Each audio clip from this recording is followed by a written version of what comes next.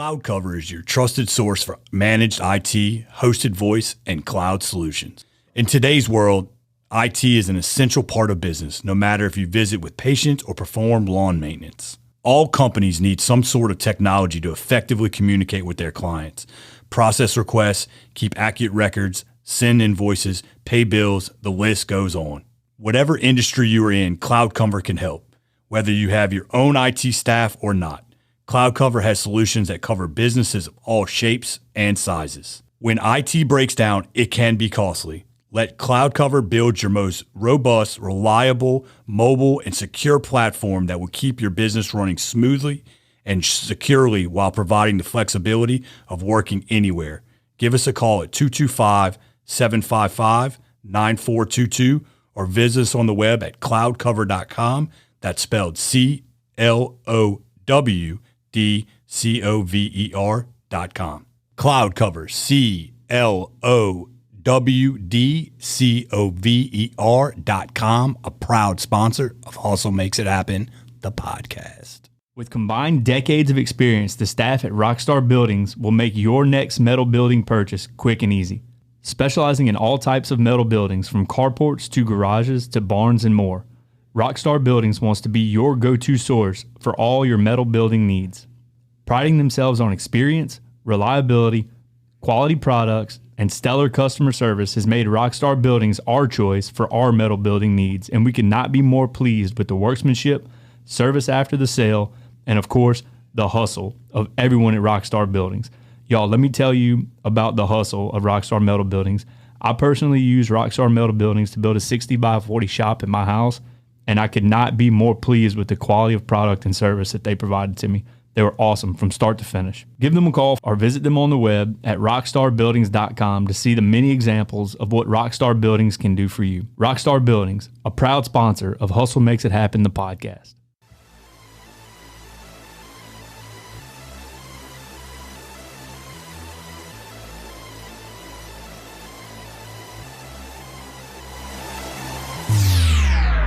Rogue Record.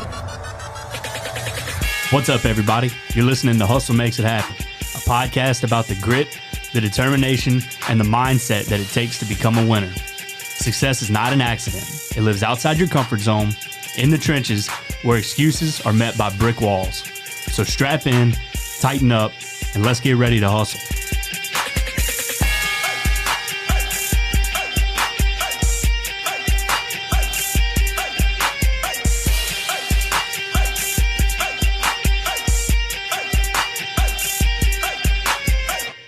What's up, hustlers? Welcome back to another episode of Hustle Makes It Happen, the podcast. You guys know the routine. If you're a new viewer, make sure you're subscribing on our YouTube channel. Smash that little bell notification so you get little pop-ups whenever we put out new content.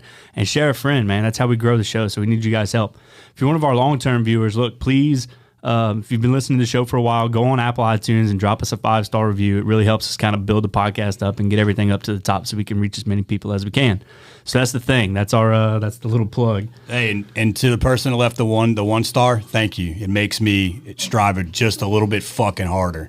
Yeah, you're gonna have that, right? There's haters in the woodworks. That's fine. But look, we take the feedback, right? Take the little criticism. Absolutely. And we move on. But today we got a good one for you. Today we have Mr. Josh Mancuso. Josh, what's up, buddy? Thanks for joining us. What's happening, guys? Thanks for having me. Nah, man. So Chase is back. I just met you for the first time this morning, so this is brand new. I got to read your questionnaire and learn a little bit about you.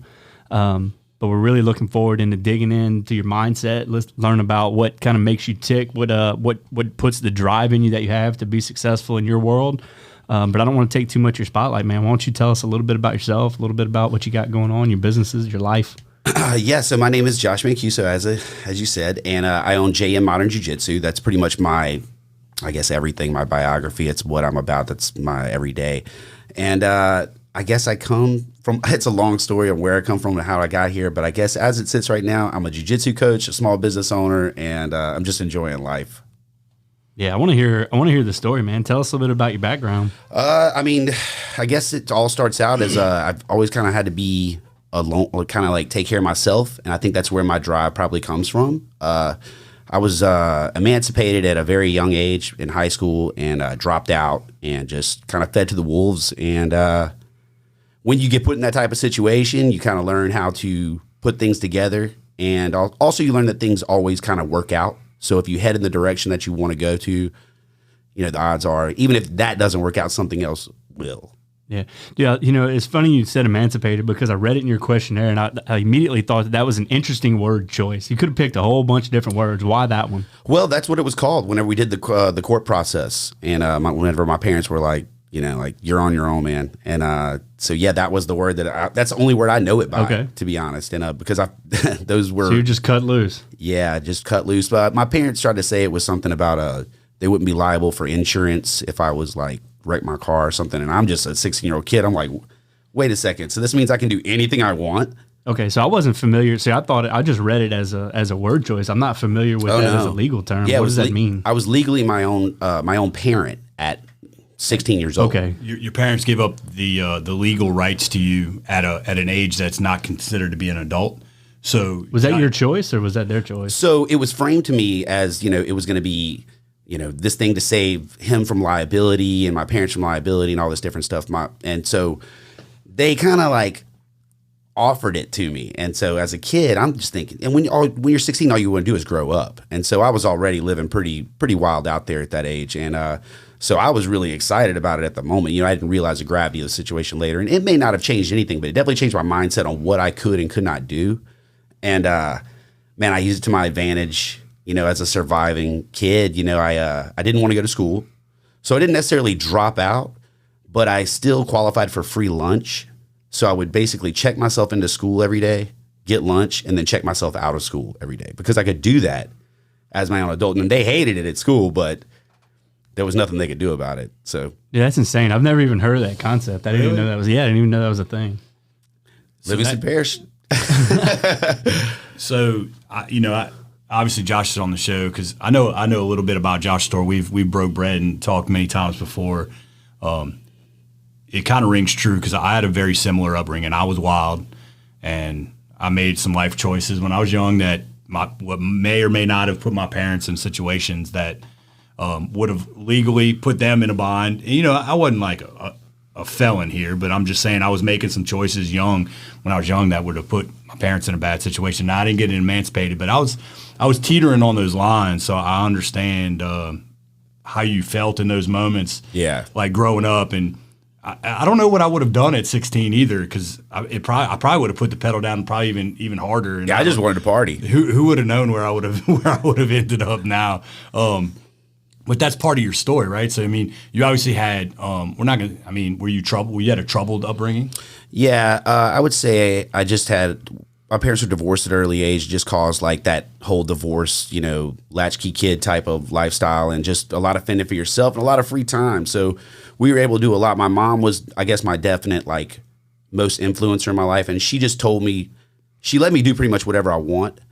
But she had a way of saying, you still have to look in the mirror. You know what I mean? And be real with yourself. And if you're fucking up or not. And so those were her exact words. And so I just kind of stayed living by that. And that's where I get a lot of that influence from. And so, yeah, that was a big one. So that's almost been bred in you from a very young age, like the fight or flight mentality. 100%. That's how she was. I'm a spitting image of my mom. She kind of lived her life kind of like I do. I was just not caught up with like maybe the negatives of her life, like drug abuse and things like that. And so because I grew up in all that, I don't mess with any of that now. And so it's led me to put a lot of drive into some good things. And yeah, she'd be really proud. My mom passed away in 2001. And she was a big part of my life. And so she was a martial artist and all those sorts of things. So it's kind of driven me in that direction. And the beautiful thing is, I think she'd be very proud of where we're at and all that type of stuff. That's good, man. Man, I want to ask some questions. I kind of want to dive off into some stuff because, like I said, I'm coming here with cold eyes. We've never met before, but I've read some stuff that I really want to dig into, and you're kind of leaning that way. You talk about growing up around drugs. This is, I think, the first opportunity that we've had to talk to somebody with that type of background. If it's okay, I'd like to dig into it. Yeah, please, man. I'm an open book. Nick Torito at Area Home Lending, Louisiana's top choice for mortgages. If you're looking to buy, build, or refinance, they have you covered. Don't get fooled by one of those online or out-of-state banks. Nick and Area Home Lending are Louisiana-based and lend in all of Louisiana. From Lake Charles to Lafayette or all of Baton Rouge to New Orleans. If it's in this state, Nick and his team are local experts and ready to help. Your home is one of the biggest decisions and investments you will make in your life.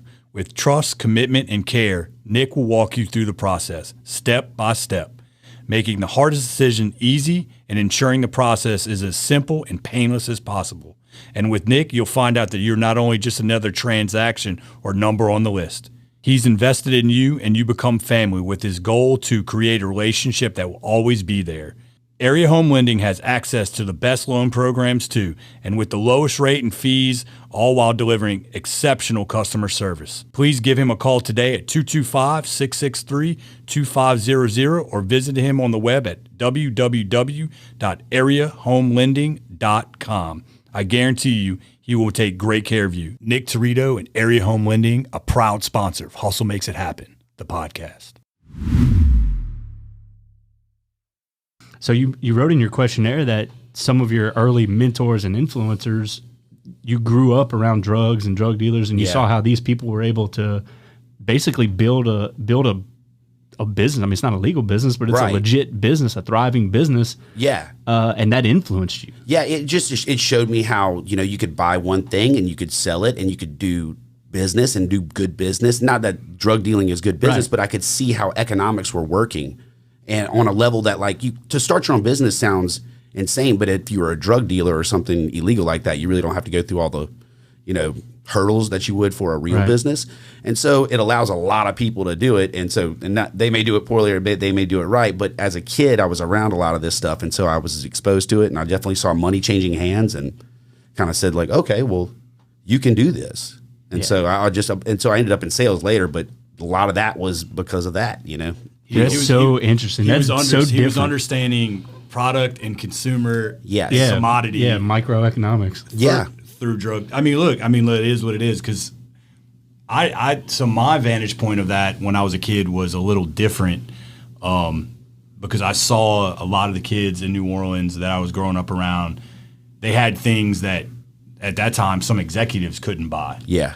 I mean, some of these guys were living in Eastover. Some of these guys were riding around in BMWs. This is like 99 and 2000 where, you had that type of car. People were like, what the hell is this 18-year-old kid? And they didn't come for money either, but they had systems in place. They had a real deal organization going on. Look, they weren't like kingpins, but they were making hand over fist. So my viewpoint of it wasn't as in depth as yours was, but I understood at that point the wealth that was associated with product and changing hands like that. So, man, and not only just the economics of it, but how to talk to people, how to, get someone to do business with you, how do you get people to return, all these different things, you're seeing it happen in front of you and you could see well, that guy's an asshole. So that guy's never around anymore. So you have to, it's just a business like any others. It's just one I was exposed to at a young age. Maybe he was sleeping with the fishes. That's so interesting because that's different. We haven't had an opportunity to talk to anybody that had that kind of backstory where they openly admit. I don't know if it's true or not, but they openly admitted to. Nobody's openly admitted to getting their influence from a dope dealer, which is awesome. It's just what you were what I grew up around, and it was something that, like it or not, it was around. Luckily, I don't know how I skipped it, but I just did not. I have an addictive personality, but not for substances. It's not been something that's been a problem for me in my life. Yeah. So it's probably from being repulsed by it for so many years and seeing what it does to people. Yeah. And so, I have no problem talking about it because I feel very strongly about it. Man, that's awesome. So what? So you came up kind of in this rough upbringing. When did you get into martial arts?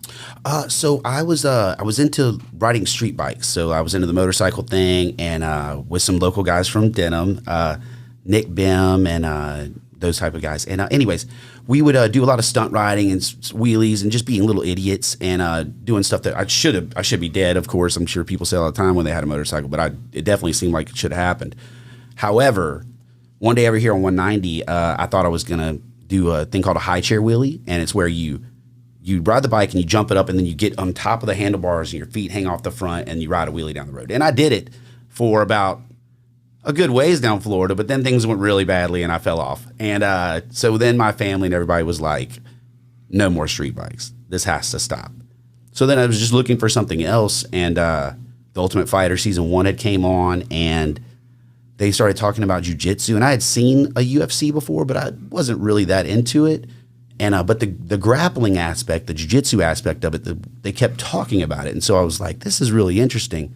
And so I started to do some Googling, because the internet was just starting to get popular, and this is about 2006, I guess. And I found Gladiators Academy, and it was and it had some local guys in there. And I looked at it, I clicked the button, and it came up with the Mortal Kombat theme music. It was like dun dun dun dun dun dun dun dun, and it was just so ridiculously terrible. But you loved it. But I loved it. And the owner was Tony Gyro, another local Denham Springs guy who I'm very, very good friends with and have a lot of respect for. He started that whole thing, and he brought together. If it wasn't be for Tony Gyro, no one talks about this guy in the local martial arts community, but that is the guy. If he wouldn't have done what he did, then Baton Rouge wouldn't be on the map. I wouldn't be where I'm at, because he was just a fan, really. He wasn't really a martial artist, but he brought all these people together that were locally really, really good. And instead of the egos crashing, he made it work together. He does like fight promotions. And, yeah. I mean, he's kind of like your local Dana White. Yeah. I would say that's probably what he shifted into after the gym business. Yeah. But anyways, I started over there, and I met Tim Crater, who was my first coach, and he was there for the very first portion of my grappling, but then he kind of moved away because he got into The Ultimate Fighter, and he's a big local celebrity and amazing martial artist. And I was kind of left there to my own devices with a group of guys who were all pretty inexperienced, but I had the most books on jiu-jitsu, so they just decided that I would start teaching. And so a year in, I'm teaching all the classes, and it just continued that way pretty much to where we are now. And that got me into martial arts, which got me into competing, which got me into, MMA a little bit and all that stuff. So just to give you a little backstory, the people he's talking about are very, very high level martial artists now. So you're not talking about like you're running the mill. The people he's talking about in this young age, like, oh man, we just threw some shit together. We're like, these guys were Tim Crater's he was in the UFC for a while. He produced Dustin Poirier, who's Dustin's, one of my training partners for years. All those guys are local. We all trained together because that's all we had. So rewind, because we're close to the same age, if not the same. Yeah, I think we are. So I grew up in Slidell. Oh yeah, so Clementi. Rich, that's the man. So Rich used to do Wednesday night brawls in Old Town. Oh gosh. And you would go in to this bar, literally a bar that had this makeshift throw together. I don't even know who put that ring together because it was horrible. But guys would walk up, shoot their shot tequila or drink their beer, sign their waiver, get in the ring, and just beat the ever living shit out of each other in the middle of this bar every Wednesday night for probably like a year and a half. I have no idea how the hell they got away with that for as long as they did. But man, it's funny because there was a guy that was like known around Slidell as like a badass. Like he was like a street fighter. Yeah. I'm gonna be honest, like you probably wouldn't want to fuck with him. Right. But he just had this chip on his shoulder about Rich. And, everybody knew. Bad pick. And, oh man, that guy went after Rich out. Like I think he gave him a right hook right outside in Old Town. And dude, Rich just lit him up in front of everybody, and it was just a moment that just showed everybody like how badass that guy was, like in the street. Like Rich manhandled him in every single way, and the size difference was, astronomical. It just doesn't matter. Yeah, it really doesn't matter. Once you're skilled and unskilled, I don't really care who you are. I can kick your ass. If you don't know martial arts, it's not an ego stretch. It's just, and especially if you're Rich Clementi. Yeah, I just know what I'm doing. He knows what he's doing, and it's easy. But you saw that moment when the guy that was like feared by, in the streets, got his ass kicked by Rich in that night. You saw mixed martial arts in Slidell it started to grow. People were like, you could see the gym just grow organically from that one night, because people understood skill sets matter. Beat aggression. Really does. And learning from people who know what they're doing. And Rich Clementi is the pioneer in Louisiana, man. Him and those guys, he's really the original MMA pioneer and still is super actively involved in everything. His kids are out there wrestling, and they're going to no doubt be MMA fighters for sure, and they're going to be probably way better than him. So, yeah. I follow him and his kids. Great kids. Yeah, my son's in wrestling as well. That's a great sport. Every kid should be in wrestling. Every kid, if you got the opportunity, you should absolutely put your kids in there. It builds such good character, such strong-willed people, especially in a time when I think we're surrounded by a bunch of softies. So, yep, no doubt. So, and you grew up with this rough upbringing. You get into martial arts. You end up just working at it and becoming really good at it. So how did you translate some of the lessons that you've learned earlier in your life into a successful and a continually growing and thriving business? Man, it's been a mixture of not only the stuff early in life, but also I worked for a corporate company for, a couple corporate companies for many years, coming up. I was a mechanic first, moved into auto parts sales, and then from there transitioned to a really good outside sales job with a rental company. And I just learned dealing with people because I always found myself in outside sales kind of being a mediator between my job, what they wanted, and what my customers wanted. And, my customers think I'm trying to screw them over. My job thinks I'm trying not to get enough. And I'm just there in the middle trying to make sure that things work. And so I got pretty good at that. And I understand, how people want to be treated. And I just combine those things and use a little bit of common sense. And I think it just kind of organically happened that way because I just understood if you want to have a business, you need to have ads. You need to do this. You need to have a good website. If I was going to go to this business, how would I do it? And I just applied that to every single thing that I did, and it seems to have worked out pretty well because when I started Jiu Jitsu, there was never an intention of starting my own school. It was never an intention. I actually adamantly did not want to start a school because I didn't want to make it about money because I love the sport so much. And I just felt like if it became your job, it would become something that you didn't like as much. And so I really just avoided it for many years. Most people around in this area were starting a school when they get their purple belt, which the belt system in Jiu Jitsu is basically white, blue, purple, brown, black. That's the only belts. But around here, people were starting schools very early because there weren't very many. So there was a void. And so they were starting schools. And I decided to just stay training. And eventually, it was just an overflow of people saying, you need to do this, you need to do this, you need to do this. And then finally, I did open my school. And I don't know, it was just never been like a, how can we generate money this month type of thing. And my old jobs always were. And so by keeping that type of attitude, it's just always worked forward and done really well. So you're not the first person to say that. You're not the first person to say that whenever they focus on the money in their business, that things don't go well. Whenever they focus on like quality service and focus on like what they're passionate about, that's when it becomes successful. So I'm glad you brought that up because that's kind of a common theme amongst a couple of people we've talked to. Oh yeah, I actually met Josh right in his. I would say you were in the decision-making process, right, of opening your gym. Mm-hmm. So that was like 2015-ish when you were starting to make that decision because he was in that corporate grind. And I remember we actually had a conversation about this back then. He was like, I'm about to open my gym. Like he's going to be juggling the gym and his corporate job for a little while, which that's not easy. We know that that's not easy. You could have wrote our story that way, and me still today. But he decided how long until you took the full leap? So I was working for Sunbelt Rentals. And my brother got me a job. It was a great job. I really, really enjoyed it for the most part. I mean, if you're going to have a job, outside sales is the best. But it also leaves you a lot of free time. And so, if you're good at it. So I was able to, over the course of years, build my business, basically do really well. And so I had a lot of free time. And so that kind of like opened up the idea of starting a gym because I could sneak away for lunch and teach the classes and stuff like that. And so I did it. Nobody really in my immediate circle was very supportive, but the people in the jiu-jitsu community were very supportive. And so I ended up going that way and juggling both my Sunbelt Rentals job and my jiu-jitsu job back and forth for a while. And I did it pretty well, and the gym grew well, and I was able to have two incomes, and it was great. And then eventually they found out that I was doing this during the day.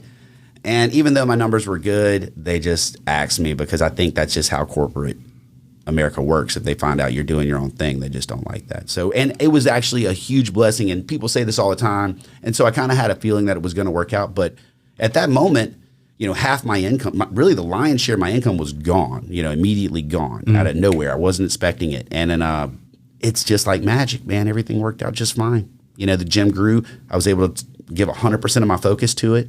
And and here we are today. Dude, we talk about that a lot in our business too. Like we talk about if we committed the time to ourselves and to our business that we commit to our other endeavors, like what could we do? You know what I mean? Right. That's a powerful thought too. And really, I think so. I don't know what 3 months now. I guess about 3 months ago, I quit my corporate job. And, Congrats! Yeah, it was awesome. Real pleased with that. But I quit so I could focus a little bit more time on the stuff that we got going on now. Like you were talking about with losing the lion's share of your income, I did that. So I went and got another job with. I'm in Louisiana National Guard, so I went to work full time for them for a while, and that seems to be going well. But like I'm off every Monday. You know what I mean? So I can commit every Monday to doing what we need to do, which is at least 12 more hours, right? It's 12 more hours out of the week I can commit over to our own stuff. But, man, I want to talk about you didn't have a choice, right? You got axed. Yeah.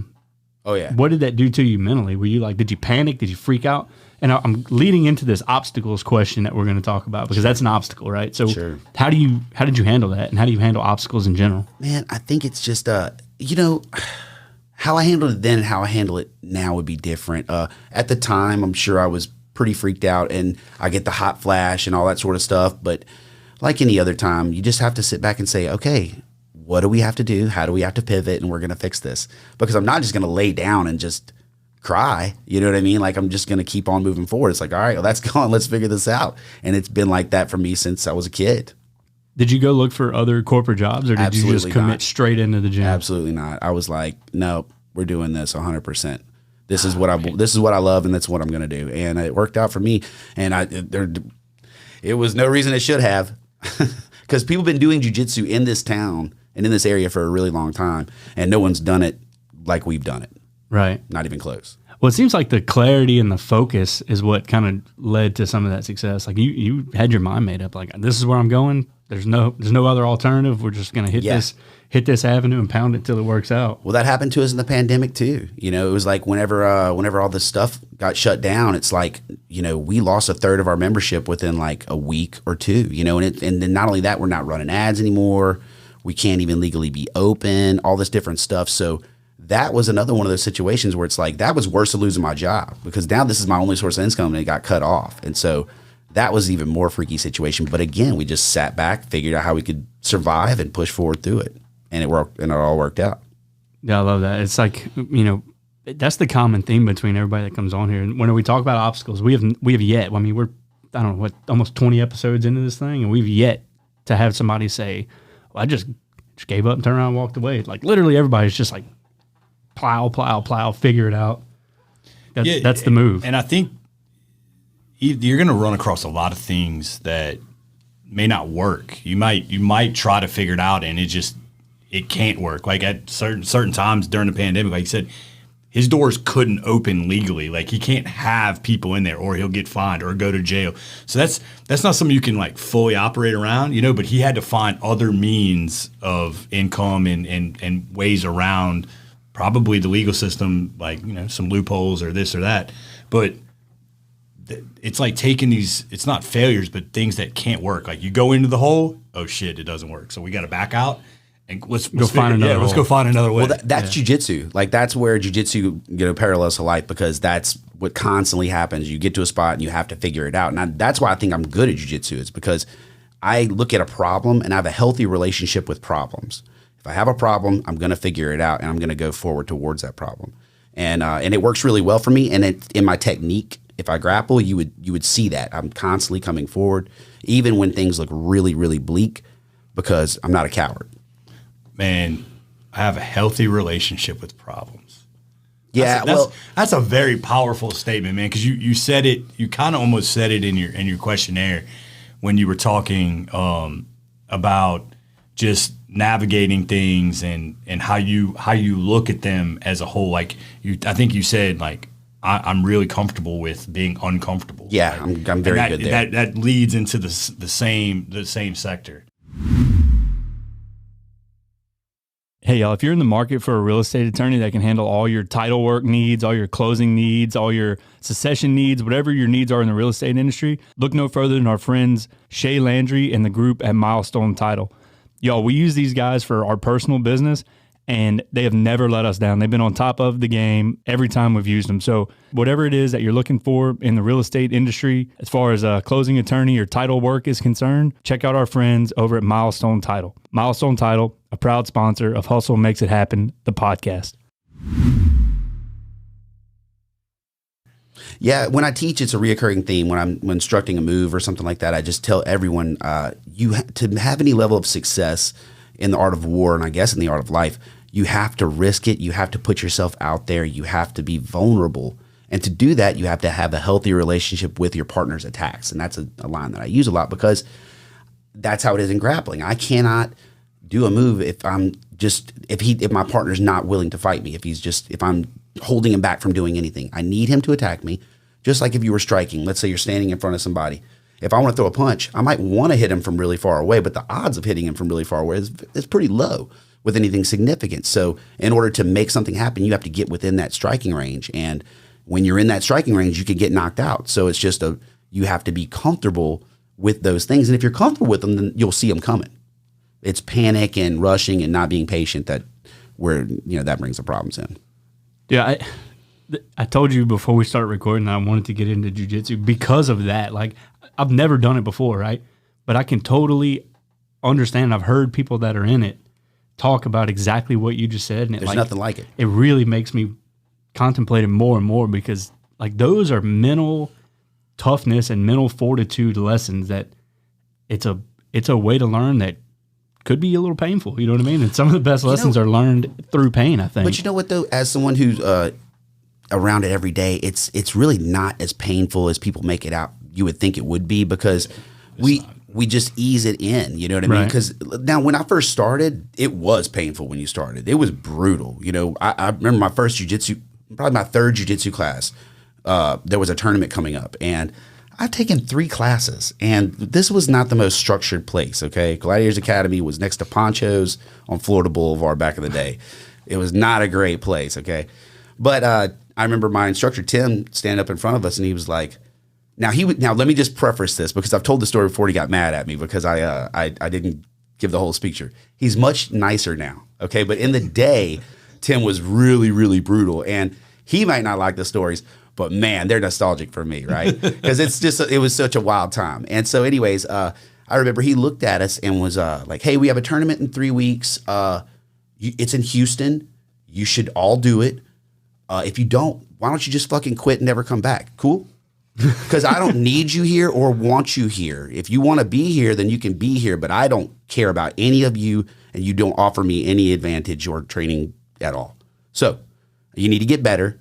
And so this is one way to do that. And I was like, man, super overweight at the time. I was like 205 pounds. I didn't know anything about it. I was like, oh, well, I guess I'm going to Houston.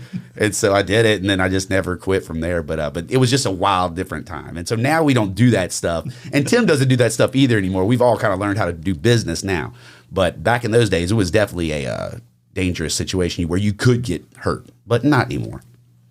I'm not obviously anywhere near an active practitioner, but I've had enough classes through where I was in Virginia Beach, and then a couple times over here with Chris Crosby. But it's a very humbling experience every hour you step on the mat, man. It's unlike anything that you can say.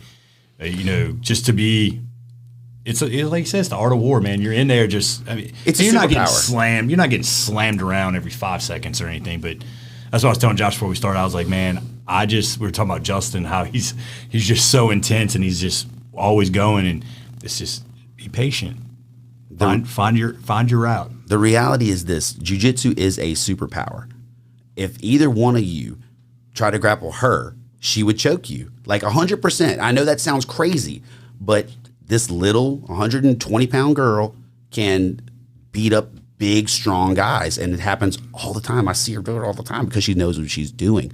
And it's not that, I love you, but it's not that she's increasingly special. It's the fact that she is learning and trusts the concepts and the techniques, and she's applying them, because this is the only martial art that really and truly, you do not have to have any physical attributes to be good at this. It just takes time and understanding and being able to check your ego and understand that we're going to keep sticking our finger in that socket, and it's going to be wrong, wrong, wrong, wrong. And then once you do all the wrong ones, then you'll start figuring out what the right ones are.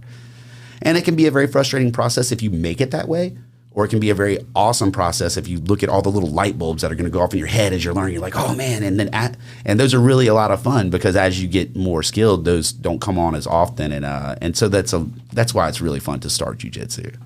And tune in for our last episode of the season when we go live when Ashley chokes out Justin. Dude, let's do it. Let's do it. I'm out, bro. Let's do it. I'm not doing it. I am not doing Well, it. if you come train with us, you'll get to do it anyway. Yeah, because yeah. you'll roll We're not with going it. to live stream it though. You know what I mean? Oh, that would be.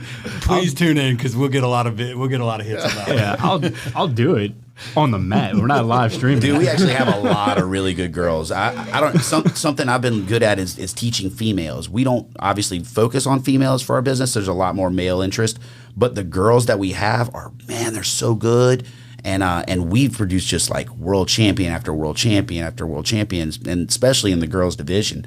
And so, yeah, it takes all kinds, and they're competitive with the guys. So I mean, I know you probably know. I put my daughter in with Chris for about a year. Her training schedule got really ramped up on the weightlifting side, so I pulled her out. But she actually asked me like 2 weeks ago. She's like, "When am I going back to jiu-jitsu?" She thrived in it. Yeah, she just was figuring it's out. fun, man. Yeah, Nothing like she wrestling with your friends, especially when you're a kid.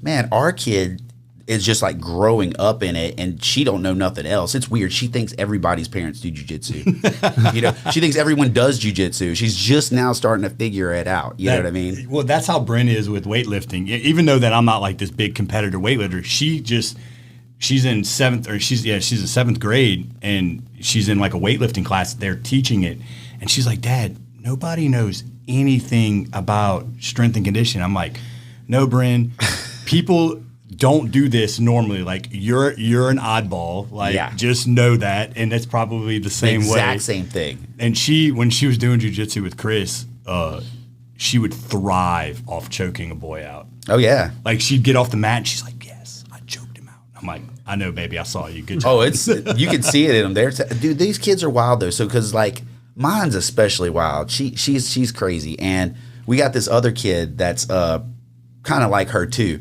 And that I was at the gym the other day, and I turned the corner and I look, and they have one of them's holding the other one's hair, pulling it. The other one's pulling the other one's hair, and the other one punches in the stomach, and the other one teep kicks her in the. And I'm like, "What are y'all doing?" And her dad walked over, and we both looked at him, and we're like, "Yeah, whatever. They'll figure it out." And they're like laughing as they're doing this. These kids are becoming little maniacs, but at least they're ours, so that's fine.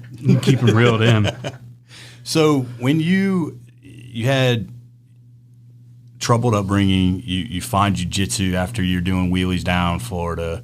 Yeah. And you entered a space at the time which was like kind of, I would say not, it was just rough. Like you said, Tim was sitting there like, "Man, if y'all don't get y'all shit together, you need to go." And yeah. So now you've transitioned to owning the largest jiu-jitsu practitioner clinic in Baton Rouge, which is, we're the capital of Louisiana. So, you're not in this little small town. And now you're a coach of hundreds of athletes. How do you transition that? Because now you're the guy. Well, it's luckily I am the guy, but I have a team. And so I've been very good at delegating and putting good people in good situations. And the key to them treating you right is you treating them right? So I have a head coach called, his name's Eric Raposo. And he teaches a lot of the classes, and he does a lot of the coaching as well. And so we have a good relationship, and so that really lends itself to everyone else. We also have, I think I was counting it, I probably should know this off the top of my head, but we were counting how many black belts I'd given out. And I think I'm up to like 17 or 18. And so I think I've given out 18 black belts at this point. So when you come in our gym, it's unlike anything you're going to see anywhere else, because the front row, with all the black belts where they sit, it's like you don't see that anywhere else. When I was starting in this, it was like if you saw a black belt, that was a unicorn. You were like literally starstruck. But you come in our gym now, and we've just been working together for so long, and we know each other, that we have all this incredible talent that's always helping with everyone else. And one of the best parts about jiu-jitsu is that sharing it is fun. So showing someone a move and then watching them go, oh, that was great, that's really rewarding. And so we kind of tapped into that at our school. And so not everybody's running out to start their own school. We stay together, and from that strength builds a really strong team that I'm able to coach, 300 plus people, at a given time, and still manage to, make people feel special. And that shows a testament of the culture that you're breeding in there, though, right? I mean, because to have that many black belts, obviously, people that don't know the realm, I know enough about it to speak on it a little bit, is to get to that level is time and effort. It's a lot. It's a lot of time and effort. Anywhere from 8 to 14 years is pretty much the average on the black belts I've given out. Right. So you're talking about 17 people that have that much tenure in the sport. That's a lot of knowledge sitting in one room. Yeah, it's been good, and the room is good, and we're seeing the results of that. Our up and comers are really way better than I am. You know what I mean? Like they're so smart, and they're getting better fast, and so that's just from being a product of success. Where do you see the sport and yourself heading in the direction in the Baton Rouge area for our local? Man, I just feel like we're just going to keep on growing. I've toyed with the idea of opening second locations and stuff like that, but the problem with that for me is I just don't want to damage the quality of our product, and I don't want to disperse our talent. I'll just keep making our gym bigger and bigger and bigger. We're like the size of a Walgreens at this point. So, I'm looking to get even bigger. So it's I'm looking to just keep growing, and I think the sport is just getting bigger and bigger and bigger because you see more of these celebrities doing it. We just had a huge event in Las Vegas this weekend, the ADCC, which is the biggest submission grappling tournament that they do every couple of years. And it completely sold out the Thomas and Mack Center in Las Vegas. So that's something that is really wild because jiu-jitsu, as fun as it is not a spectator sport whatsoever. It looks terrible to watch. It's like worse than golf. But doing it is extremely exciting. So for people to tune into this, they have to be practitioners. So that goes to show you how many people are doing jiu-jitsu every day. It's getting bigger and bigger and bigger. Honestly, you better watch out if you get road rage because you never know who's going to pull over and have a good double leg or something like that. So you just don't know because they're all getting trained now. You're like, oh man, maybe I don't want to say anything to that guy. And I love that people, and it's probably something I'll get back into myself, is you see people, even if it's not their main source, they're incorporating it in their fitness and wellness for their life. Exactly. So they may not be the guy that's there 5 days a week, yeah, but they're the guy that's there 2 or 3, but they're doing their running or their ultra running or their marathon running or whatever, but you see them now sprinkling in these other things, which obviously is good for the psyche, the mind, the body, all together, right? Well, when I was in Brazil, they've obviously been doing jiu-jitsu a long time. So one time I was down there and I watched the culture, and a lot of the guys over there would just, the older guys, all these black belts would just kind of hang out on the mat, and some of them wouldn't even train. They would just sit there and make fun of all the young guys and talk shit and help them with different moves and stuff like that. And so I saw that and I was like, that is a really cool thing. It's a gym, but it's also a social club. And so we try to bring that same culture into our gym. And so while you have people that only train twice a week, they can come in and do as much or as little as they want. I was brought up to be like, let's train hard, we push, and we have those sessions and we have those moments, but they're people know what they're getting into when they go there. The majority of the classes that we have are made for people that they can train really hard, or they can just have a good time and hang out. And so we don't care if people show up late to class. We don't do warm-ups. We don't do any of that stuff. We just hang out and have a good time. And that works. People want to be there. People have a good time. I like being there. There was like a moment where I was like, man, I don't know if I want to go up there anymore, just because I started looking at it as work. And that lasted like 3 weeks. And I was like, no, that's the coolest place ever. I get to hang out with all my friends. Like, what 40-year-old gets to hang out with his friends all the time, like big groups of them all the time? And everybody's nice to each other because you have to fight each other. So it's don't be a jerk. Yeah, it just weeds that out. But honestly, everybody's ego kind of gets pushed to the side. Like an attractive person will be nice to an unattractive person. Someone with money will hang out with someone without money. I've seen I've seen multi-millionaires, hang out with ex-convicts. You know what I mean? And they're having a great time. And so that's one of the cool things about jiu-jitsu that I really, really like. It's like a leveler. Yeah, because, you might be successful in a lot of realms, but you walk in here and this auto mechanic over here is really good at what you want to be good at. And so you're going to give him the respect. And that happens all the time. And so it just breaks down barriers, breaks down social barriers.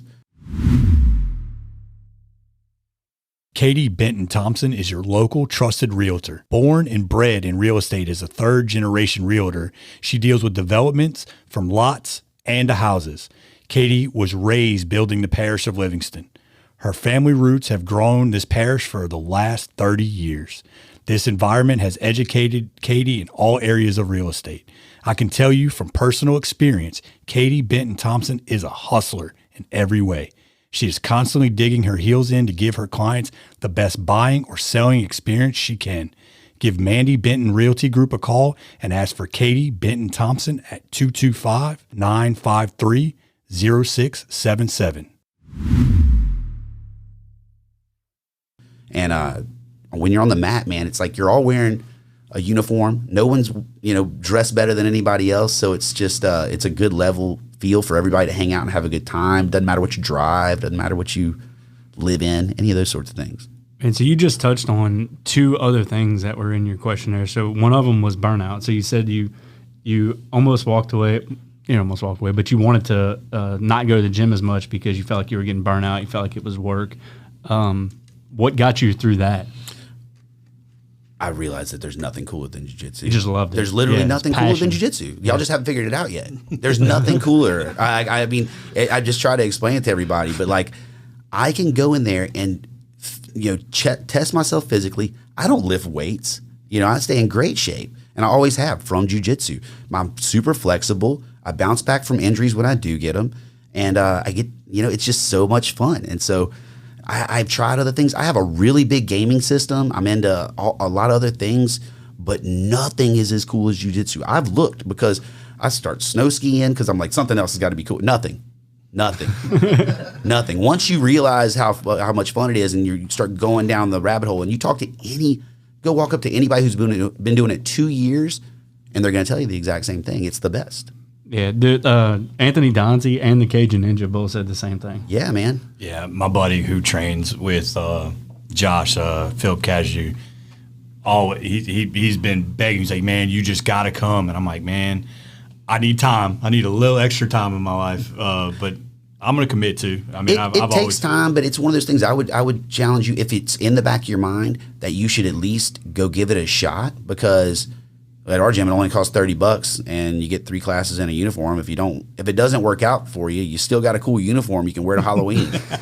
You know what I mean? Or give to your kids or something. But like, it's just like going, like how much does it cost to go rock climbing? Like $35 or something for a day? Okay, well, come do jiu-jitsu for $30. Come give it a shot. You might love it. You might hate it, but you'll know, you know? That's right. And you won't get hurt. Not at our place. See, he's got the gears turning. He did that on purpose. I was in sales, man. It's that outside sales experience. He's got them going.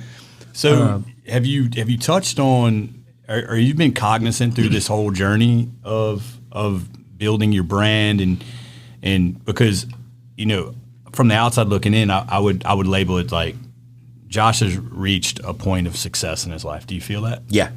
Oh yeah. Super success. So I feel great because I know where I came from, and I know the people that I came up around, and I know where I've been and how I got here. And I don't owe a motherfucker nothing. I did this myself, and it feels great. And I think that's a problem that a lot of people have, is when something goes wrong, they blame others, and when something goes right, they give the credit to others. But the reality is, and this is something else my mom taught me, was just that no matter what happens to you, you were the reason. You're responsible for what happens to you, good or bad. And if you take the time to actually be honest with yourself, that's the truth. Anytime somebody screwed you over, you probably did something. You know what I mean? And I've been that guy many times. And so, but taking that mindset allows me to take my faults, but also pat myself on the back, because nobody else really has ever patted me on the back until now. Now that I have some success, people are nice to me. But before this, no, nobody wanted a damn thing to do with me. But now they have to. So what's that? How does that make you feel whenever you sit back and think about what you just said? I mean, legit. I mean, I say this all the time in the gym. I'll tell it to anybody, and I'm not bashful about it. You know, I work for what I got, and I'm here, and I'm not going anywhere. So some I want to touch on what you just said, because I've been thinking about it a lot, and it's how you just worded your previous statement. But people now pat you on the back. Yeah, and now it's fashionable to like me. Yeah, so people when you're sitting in like mediocre status in life, you know, people tolerate you, right? And then you reach some levels of success in life, whatever that is, because I mean, there's so many avenues that other people can look and say that that's successful, whether it's you're a good dad or you're a business owner or you've won a gold medal at Worlds, you know. But when you start reaching these certain pinnacles and you're grabbing these things and the notoriety becomes more, and people are saying, now they lift you to this pedestal, and it's more of like, now it's a praise. And if you're okay with your own journey and accepting how you are and you're okay with it, like, fuck everybody else. Yeah, because if you're going to get there, a lot of times people are going to tell you it's not going to work and you're going to fail and everything else. And that's a common theme with every entrepreneur that I talk to. Justin King, obviously, is a friend of mine, and we have a similar story. And, like, you know, it wasn't easy. I was in a marriage that the person that I was married to wasn't supportive of this idea. I mean, I had a successful business, and she wanted me to close it down. So it's just one of these things where everybody around you seems like, unless they don't see your vision, you have to see it, and you have to push through, and that's how I did. Dude, so that's what I was thinking about a while ago, was that like in life, whenever you have people that'll look at you whenever you're not doing anything, right? And they don't want anything to do with you, like Chase said. And then you start trying to do something a little bit different or do something for yourself, and then like it's like levels. The first level is they don't want anything to do with you. The second level is they want to shit talk you and put you down and tell you how you can't do what you want to do. And then you get to that third level where you're out there grinding and making it happen, and you're successful. Now all of a sudden everybody wants to come out of the woodworks and be buddies with you. Oh yeah, or copy what you're doing. Yeah, that's right. You know, but that's a good thing too. Yeah. What is it? Imitation is the best form of flattery? Yeah, and motivation. It motivates you to evolve. So that's one thing we've done at our gym, is just constantly adding new things. We do things different than everybody else. I came in because, to be real, Brazilian Jiu Jitsu is an amazing sport, but it was turned into a business by Brazilians, and it's not the most, you know, successfully economic country. And so some of the practices are just archaic, and people still do them because they've always been done that way. And so it's allowed someone like me to just step in with some modern business practices and looking at it with a fresh set of eyes and saying, no, we're not going to do that. We're going to change it up. We're going to do it this way. And it's been really, really, really effective for us. I love it. I love I think it all just ties back to martial arts too, like hearing you talk about it, because I don't know, but it's like that focus and that clarity that you get from having to try to work your way and work your angles, and how you've translated that into business, I think has probably led you to a lot of success. Is success a feeling for you, or is it an end goal? There is no end goal. All we have is this moment right now. I'm with you guys. This is what I'm focused on. Nothing else matters. I might die tomorrow or whatever. So I'm focusing on this. And so if it's a feeling, I'm feeling it right now. I feel good right now. You know what I mean? That's it. And so that's the way I try to look at it. Of course, you know, I slip sometimes and start letting my own mind get in the way and start thinking about failures or what's going to happen in the future. But what I like to focus on is this moment. How do you keep yourself focused on the right now? Like, how do you block out the noise and try to stay focused? Practice and a couple good books, but lots and lots of practice of just not letting patience. That's the best way to put it. And that's something that I've really tried to focus on and grow over the last couple of years. And man, it's been the best tool that I've ever included in myself, because, you know, I actually didn't even realize like how impatient and how impulsive I was, you know, and so I'm still probably don't. And so like every day I'm working towards using that to help me get, you know, further and further along. But that's been a big role in it. Yeah, I think personally, I think I need to learn some of that, because whenever things come at me, like it seems like I get real amped up, but I need to like start learning to step back and take time to let things unfold, let it clarify a little bit, and then act. Yeah, I think we just have a desire. I know I do. A lot of, you know, people like to just fix things as soon as they're broken, and like that. Ashley, she's been a huge influence on me as far as like understanding patience. When we first got together, I would honk at people in the car, I would speed, I would do all those sorts of things. And through her influence, she's way more chill. And so through her influence, I started driving the speed limit. Try that. If you can't drive the speed limit, then you have no self-control. You're a child. You can't. But people pretend that they could, but they don't realize that they can't because they just get it done. Everybody craves certainty. Everybody wants to be where they're going. But the reality is all the good stuff happens on the way there. You just have to not worry about that end goal so much and just keep fixing the problems that go in front of you and just keep trucking forward because they're always going to be there. You're never going to get to the end. Man, it's so weird you said this because I have this like little tick. You talk about like make yourself go the speed limit. I make myself put up the grocery cart every time. Dude, I do that too. And it's because it's the truest form of self-government you have and to, discipline. man. I walk it back. I don't walk it to the cart. I walk it back to the store and I put it right back where I got Good it for every you. time. And it's this weird tick. It's good though. You left in something better than you found it. You know what I mean? If you drop something on the ground, I used to never care about that stuff. I would flick cigarette butts out the window when I was a kid. But now I'm like, I would never do that. I would be repulsed by myself because I have to look at myself in the mirror and I know better. Well, dude, I'm glad you said the word discipline and self-discipline. I think that's what's super important. And look, it's a struggle. I mean, it's hard for me. You know what I mean? It's hard for everybody. Yeah, to really regulate, to be conscious enough of what you're doing to regulate your actions. You know what I mean? Like, a lot of people that are highly successful talk about that too. I know Andy Frisella talks about discipline a lot. Well, the more success you get, the more access you have to anything you want. Yeah. And so like that can be just as toxic as anything else. Yeah, it can And be so super dangerous. Exactly. And so, that's where self-discipline and, I like to so Eric is my head employee that I have, my main employee. And like when he moved here from Brazil, like his family's living in Baton Rouge now.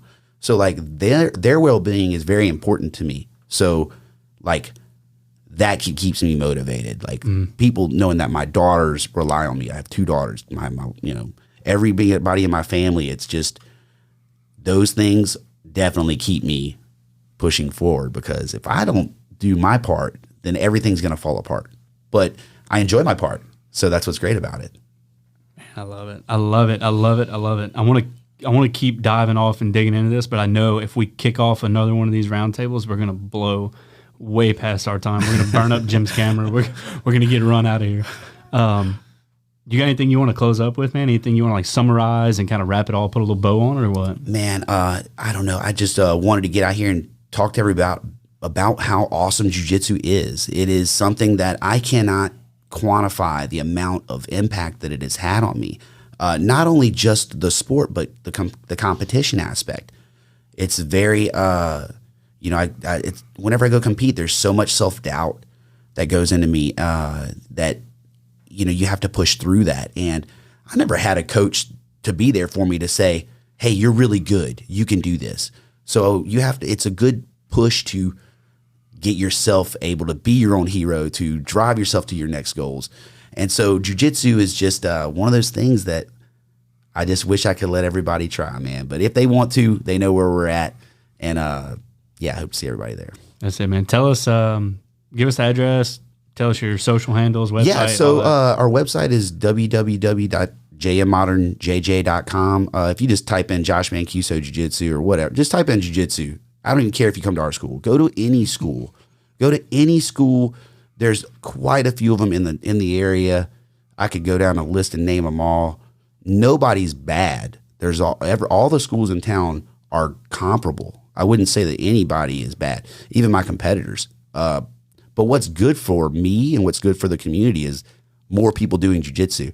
So find your local jiu-jitsu academy, go in there, swallow your ego, and welcome to the rest of your life. Love it. Chase. I knew he was going to be an awesome guest. There it was. No, man. So knowing, like I said, I broke bread with Josh before we've talked before, and I knew he was going to be a great guest. Just talking about where he came from in life to where he is today and what he's putting back out into the community. And it reaffirms something that I believe in at a high level is get your kids out there team sports are awesome because you get to learn how to work with other people. Put them in something that has individual failure, please. Let them learn that accountability. So important, man. It is. You know, we talked about the softies at the very beginning. You have to let your children and the people that you're mentoring underneath you fail. They need to understand that if they walked out there that day and they went into a jiu-jitsu match and they lost, like they lost. Yeah. It's hard for those kids, man. Yeah. I've worn those shoes. I know how they feel. But one thing about, I'll touch on this real quick, is our kids program. It's something that a little pet project of mine. I have like a little group that I bring in on Sundays. I just work with me, and I'm very, very attentive to them. And man, I want them to do so well, and they're our next generation, and they're also going to be my bodyguards as I get older. I'm hoping I make friends with them because all the guys now are trying to beat me up. So hopefully when they get older, they'll be able to take care of me. But yeah, man, these kids, the lessons you learn from jiu-jitsu, especially when you're young, and being able to fail in a controlled environment where they're not going to get hurt, where it's in front of people, where you get comfortable with failure, is when you build a really strong kid. In my opinion, team sports are wonderful, but they leave you with tons of excuses to place on someone else, and that is just not the key for success. And the biggest problem that I think parents have with kids' sports are they just want them to be successful, and they want their kid to be like the next champion. But like those things come with time and with a lot of sacrifice. And so, yeah, man, it's you just got to be patient and let them go out there and fall on their face. Like Chase said, it's crucially important. Yeah, I love it. I love how you're able to like take all the lessons that you've learned on the mat and actively apply them into life. And I think that's what's so special. From what I've gathered talking to people that do jiu-jitsu, that's what's so special about it. Like you learn these lessons in the pit and you apply them to your life, and they're universal. Yeah, man. And Once that's what you I do love jiu-jitsu, hearing about. it's in you. It's something that you know. People that take it seriously usually never quit unless they take a little break and then their ego gets big and they don't want to come back, and all the people that they used to beat up can now beat them up. Right. That's like the number one thing with getting people to quit. They just get like a little bitty break and it turns into something else. But We're going to go get our ass kicked. Let's do it. Let's go together. oh, dude, y'all have so much fun. You wouldn't even consider getting your ass kicked afterwards, unless you go with Justin, which I would never let that happen. I keep him leashed up in the corner. Yeah. That dude's a scary human. Oh my God! That's a You tell me scary about him. man. I got to grapple with him. All right, look, man, I really appreciate you coming in here and dropping some of this wisdom on us, man. It's awesome. It's been fun. awesome to get to know you. Yeah. Kind of learn about what makes you tick. I love it. Love it. I love doing this. That's why I like doing this. Yeah, this is great. You guys have a great energy and a great system out here. I've had a great time. Appreciate it, man. Yeah, thanks, man. Thanks for coming out with us. That's it, man. We'll wrap it up, guys. Look, like I said at the beginning, if you're a new listener, make sure you subscribe to the show on YouTube. Hit that little bell notification so you can get the little pop-up. Long-term listeners, leave us a review. Do us a solid. Help us out. We appreciate it. Thank you for all the support. That's it. It's another episode of Hustle Makes It Happen, the podcast. Until next time, keep your head down. Keep your eye on the ball. Hustle makes it happen, but most important, have fun. Later.